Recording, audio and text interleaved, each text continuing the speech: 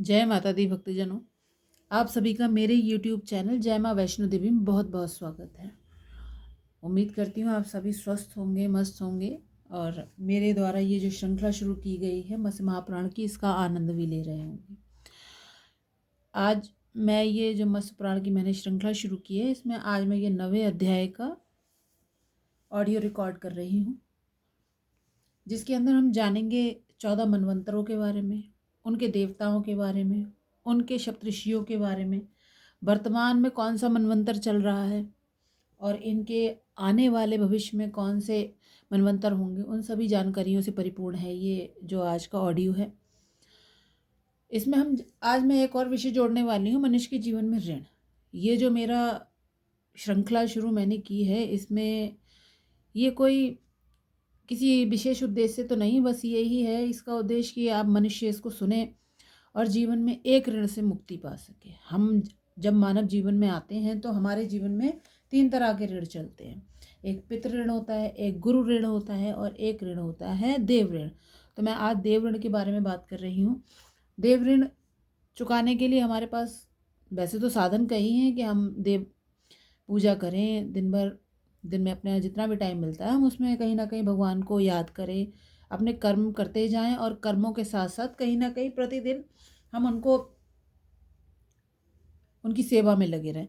लेकिन मैं जानती हूँ आजकल जीवन जो मॉडर्न टाइम चल रहा है, इसमें मनुष्य इतना बिजी हो गया है कि उसके पास इतना टाइम नहीं कि वो भगवान के लिए भी, शायद मैं समझती हूँ आजकल लोगों के पास बहुत ही कम टाइम रह गया है, क्योंकि सुबह से जो दिनचर्या शुरू करता है उसमें मनुष्य भगवान को तो याद करता ही नहीं। तो ऐसे में हम लोगों पर एक दोष लगता है जो होता है देव ऋण का। और उस देव ऋण को सबसे अगर सरल विषय में मैं कहूँ, सरल शब्दों में अगर मैं जाऊँ तो मैं कह सकती हूँ, अगर हम धार्मिक चीज़ों में अगर ज़्यादा इन्वॉल्व नहीं भी हैं तो केवल हम अगर सुन लेते हैं, जैसे ये मैं तो ये समझ रही हूँ कि बहुत बड़ा समंदर है, उसमें से एक छोटा सा मोती ही मैंने निकाला है जो मुझे अच्छा लगा। तो अभी तो ये अध्ययन की एक छोटी सी शुरुआत है, तो इसके थ्रू भी हम अपना देव ऋण पूरा कर सकते हैं। अगर हम कथा सुनते हैं, प्रवचन सुनते हैं, शुद्ध आचरण करते हैं, तो इन सब चीज़ों से भी कहीं ना कहीं हमारा ये देव ऋण से हम मुक्त हो जाते हैं। तो मेरा उद्देश्य यही है कि हम सभी मानव जीवन में अगर आए हैं तो कहीं ना कहीं इस देव ऋण से मुक्त रहें, क्योंकि जीवन में मनुष्य हर टाइम कोई ना कोई, कभी ना कभी गलतियाँ तो सभी से होती रहती हैं। तो उन सब चीज़ों से मुक्ति पाने के लिए कहीं ना कहीं हमें ईश्वर को तो याद करना ही होगा। तो आज का ये अध्याय मैं शुरू करूँगी, जिस जो 9वां अध्याय है।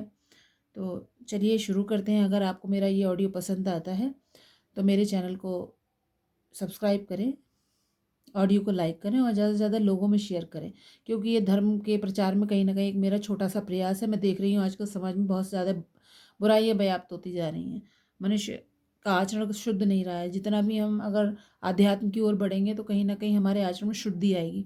जितना ईश्वर के संपर्क में रहेंगे तो कहीं ना कहीं भगवान हमें कसौटी में कसता रहता है, समय समय पर हमें हिंट देता रहता है कि हम कहाँ गलतियाँ कर रहे हैं, किस तरह से हम अपने जीवन को सुधार सकते हैं। तो चलिए ज़्यादा लंबा वीडियो ऑडियो ना करते हुए मैं अपना ये अध्याय शुरू करती हूँ। जय माता दी। 9वें अध्याय, मनवंतरों के 14 देवताओं और सप्तऋषियों का वर्णन।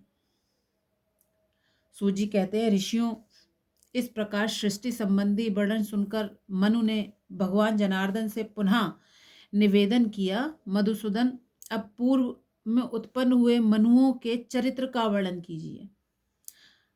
मत्स्य भगवान कहने लगे, राजेंद्र, अब मैं मनवंतरों को, मनुओं के संपूर्ण चरित्र को, उनमें प्रत्येक के शासनकाल को और उनके समय की सृष्टि के वृत्तांत को संक्षेप में वर्णन कर रहा हूँ। तुम इसे एकाग्रचित्त और बिल्कुल शांत मन से श्रवण करो।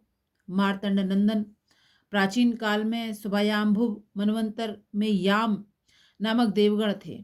मरीचि जो अत्रि आदि मुनि ही सप्तऋषि थे।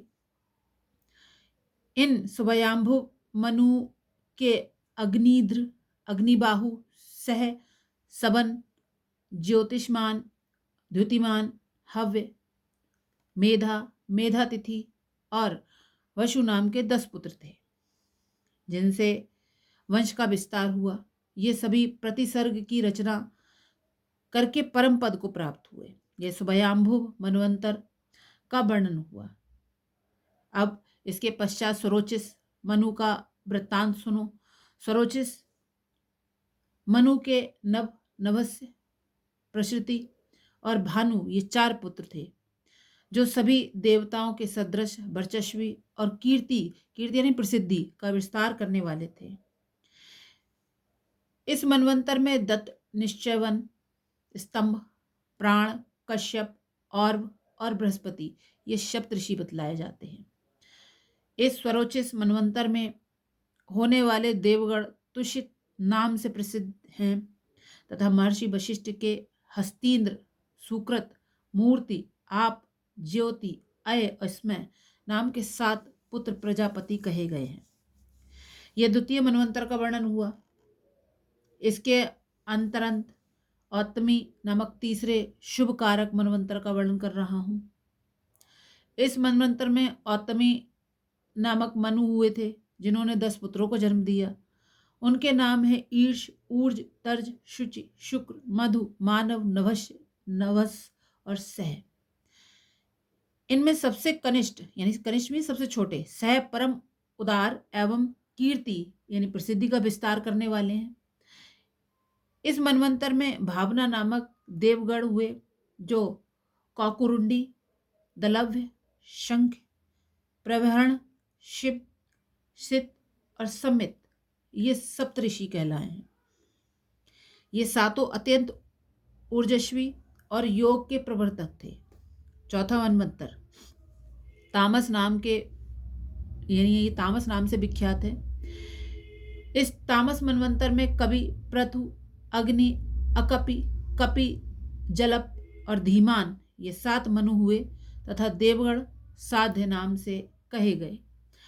तामस मनु के अकल्पमस, धनवी, तपोमूल, तपोधन, तपोरति, तपस्य, तपोधुति, परंतप, तपोभोगी और तपोयोगी नाम के 10 पुत्र थे। ये सभी सदा सदाचार में निरत रहने वाले एवं वंश विस्तारक थे। अब 5वें रैवत मनवंतर का वर्णन सुनो। इस मनवंतर में देवबाहु, सुबाहु, पुरजन्य, सोमप, मुनि, हिरणरोमा, सप्ताश्रभ ये सप्तऋषि बतलाए गए हैं।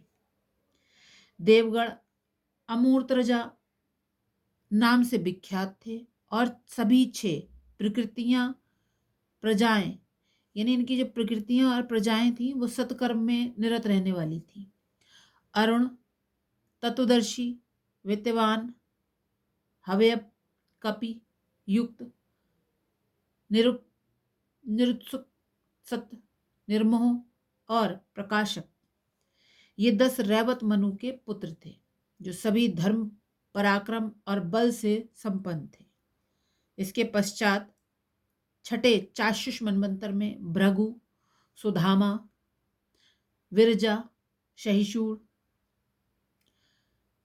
नाद, विवस्वान और अतिनामा ये सप्तऋषि थे तथा देवगण लेखा नाम से प्रख्यात थे। इसी प्रकार उस मनवंतर में लेखा, ऋभव, ऋभाद्य, बारीमूल और दैवोकस नाम से देवताओं की 5 योनियां बतलाई गई हैं। पहले स्वयंभू मनु के वंश में वर्णन में मैंने जैसा तुमसे कहा है कि स्वयंभू मनु के 10 पुत्र थे, वैसे ही चाक्षुष मनु के भी रूरु आदि 10 पुत्र थे। इस प्रकार मैंने तुम्हें चाक्षुष मनवंतर का परिचय दे दिया। अब उस 7वें मनवंतर का वर्णन करता हूं, जो वर्तमान में यानी जो इस समय चल रहा है, ये वैवस्वत मनवंतर कहलाता है, जो जिसमें हम इस समय जी रहे हैं। इस मनवंतर में अत्रि, वशिष्ठ, कश्यप, गौतम, योगी, भारद्वाज, प्रतापी, विश्वामित्र और जमदाग्नि ये 7 महर्षि इस समय भी वर्तमान में हैं। ये सप्तऋषि धर्म की व्यवस्था करके अंत में परम पद को प्राप्त करते हैं। वैवस्वत मनवंतर में साध्य, विश्वदेव, रुद्र, मरुत, वसु, अश्वनी कुमार और आदित्य ये 7 देवगण कहे जाते हैं। वैवस्वत मनु के भी इक्ष्वाकु, आदि 10 पुत्र हुए, जो भूमंडल में प्रसिद्ध हैं। इस प्रकार सभी मनवंतरों में 7-7 महर्षि होते हैं, जो धर्म की व्यवस्था करके अंत में परम पद को चले जाते हैं। महर्षि, अब मैं भावी सवर्णी, भावी मीन्स आने वाले, सवर्णी मनवंतर का वर्णन कर रहा हूं। इस मनवंतर में अश्वत्थामा, शिरद्वान, कौशिकी, गालब, शतानंद, काश्यप और राम यानी परशुराम, ये 7 ऋषि बतलाए गए हैं।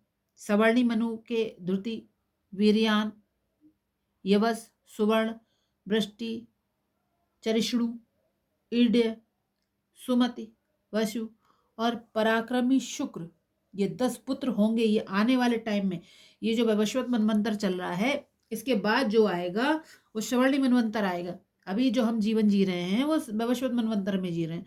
ये आने वाले मनवंतर के बारे में जानकारी है, मत्स्य पुराण में लिखा हुआ है इस तरीके से। इसी प्रकार भविष्य में होने वाले रौच्य आदि अन्य अन्य मनवंतरों का भी वर्णन किया गया है। उस समय प्रजापति रुचि का पुत्र रौच्य मनु के नाम से विख्यात होगा, तथा उसी प्रकार भूति का पुत्र भौत्य मनु के नाम से पुकारा जाएगा।